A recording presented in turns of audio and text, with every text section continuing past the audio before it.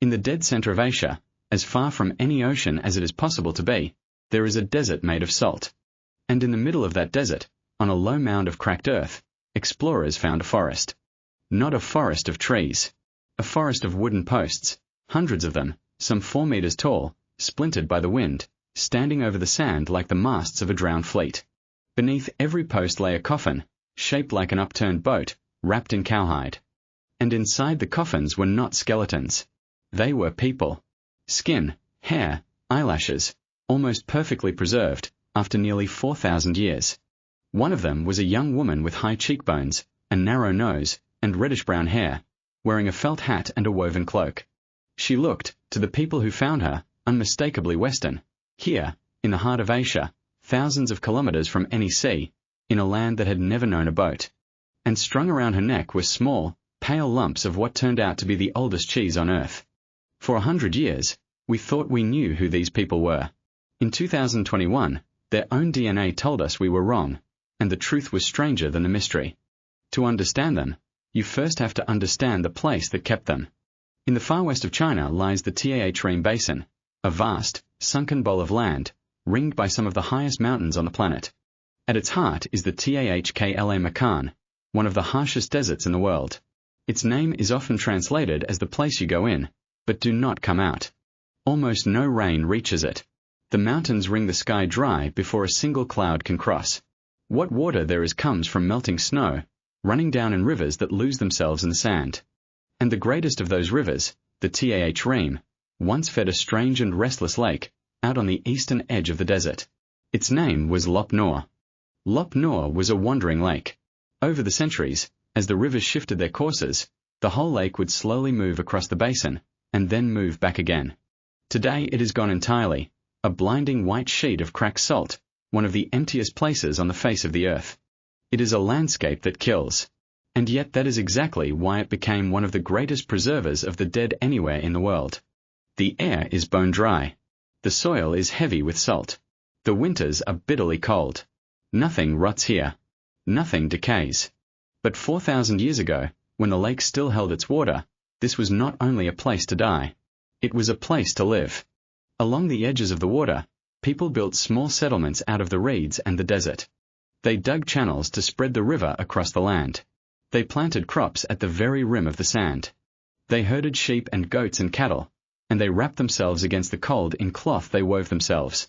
This basin sat at the very crossroads of the Eurasian continent, the place where East and West would one day meet. Ideas, animals, and crops flowed through it from every direction. And yet, for thousands of years, who these earliest people actually were remained one of the great unanswered questions of the ancient world. The first clues surfaced by accident, in the year 1910.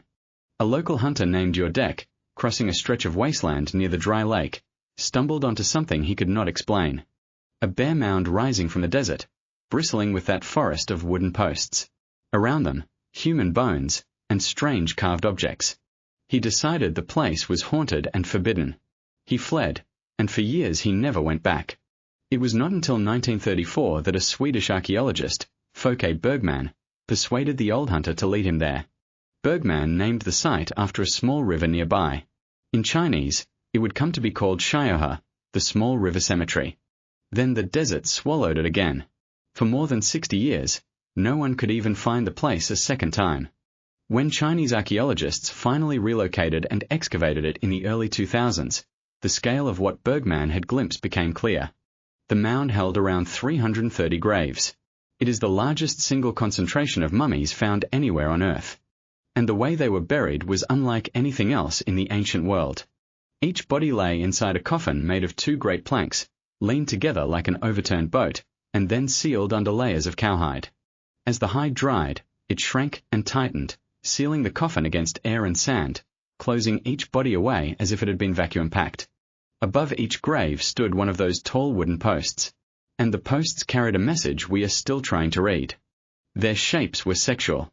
The graves of women were marked one way, the graves of men another, symbols of male and female set deliberately against each other. Inside many of the women's coffins, the archaeologists found carved wooden figures of the human phallus, laid carefully beside the body. The whole cemetery is saturated with the symbolism of fertility, so heavily that some researchers wonder if this was a community haunted by the fear of dying out. But it was the people inside the boats who stopped the world. These bodies were not embalmed. There were no spices, no wrappings, no removal of organs, as in Egypt. The desert alone had done the work. The most famous of them is a young woman known as the Beauty of Xiaohe, her eyelashes still resting on her cheeks after 35 centuries. She wears a white woolen cloak with tassels, a felt hat, a string skirt, and leather boots lined with fur. Many of the others were dressed in woven wool, patterned like tartan, under tall pointed caps. And around the necks and chests of some of them lay those small beige lumps, confirmed, in a laboratory, to be cheese, made by fermenting milk with a kefir culture, the oldest cheese ever found. But from the moment the first faces emerged from the sand, one thing about them dominated everything else. They did not look the way people expected the ancient inhabitants of Central Asia to look. High noses, deep-set eyes, fair, sometimes reddish hair. To Western eyes, they looked European, and they were lying in the middle of China. The American scholar Victor Mayer, who did more than anyone to bring the mummies to the world's attention, framed the question that would consume the field. Who were these people? And how did faces like these end up here, thousands of years ago? For decades, two great theories fought over the answer.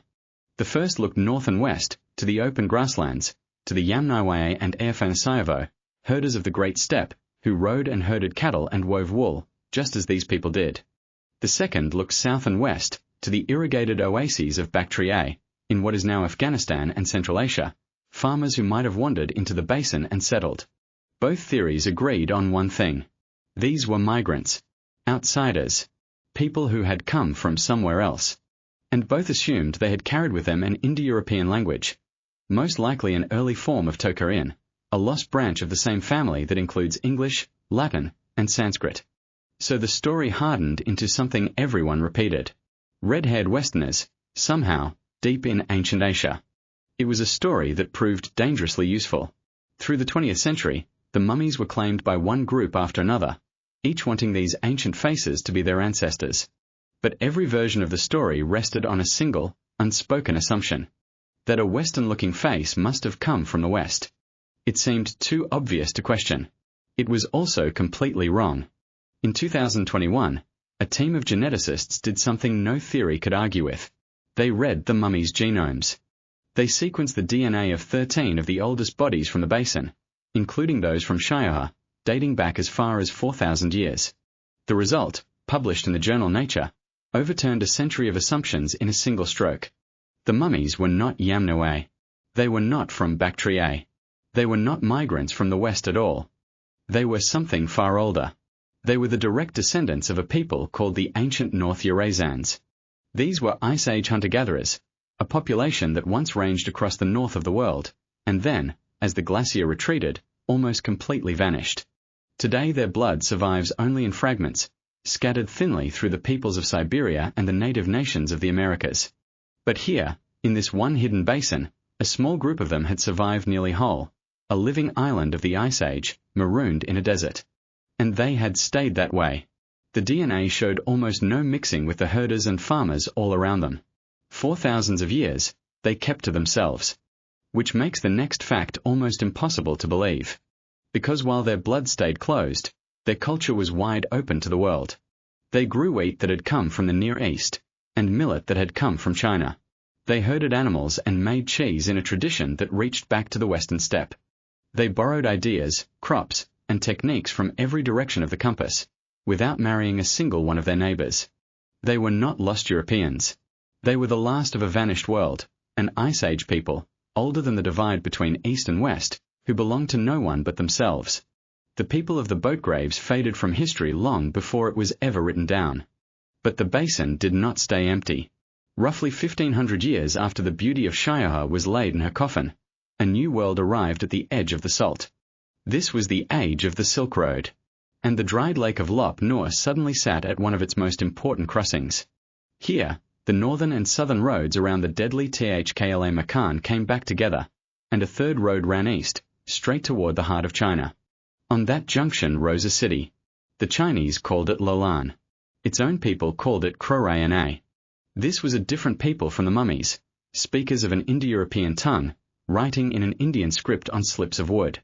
For a few centuries, Loulan thrived as a gateway of the Silk Road, where caravans rested, traded, and paid for the right to pass.